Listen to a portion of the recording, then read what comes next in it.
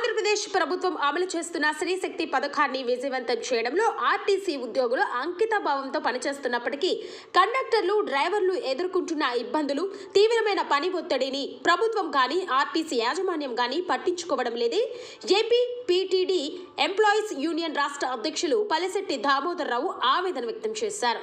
విధి నిర్వహణలో జరిగే చిన్న చిన్న పొరపాట్లకే ఆర్టీసీ తనిఖీ అధికారులు కండక్టర్లపై కేసు నమోదు చేస్తున్నారని, డిపో మేనేజర్లు వాస్తవాలను పరిశీలించకుండానే వాటిని ఆధారంగా సస్పెన్షన్లు, తీవ్ర శిక్షలు విధిస్తున్నారని ఆయన విమర్శించారు.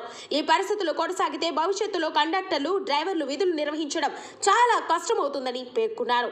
ఏపీ పీటీడీ ఎంప్లాయీస్ యూనియన్ రాష్ట్ర కార్యాలయంలో ఎన్టీఆర్ జిల్లా విద్యాధరపురంలో డిపో యూనియన్ నిర్మాణ మహాసభ నిర్వహించారు.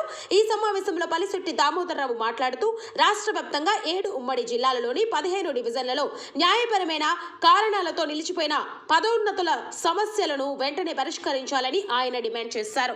అర్హులైన ట్రాఫిక్ మెయింటెనెన్స్ ఉద్యోగులతో పాటు ఇతర అన్ని కేటగిరీల ఉద్యోగులను పదోన్నతులు కల్పించేలా కోరమన్నారు.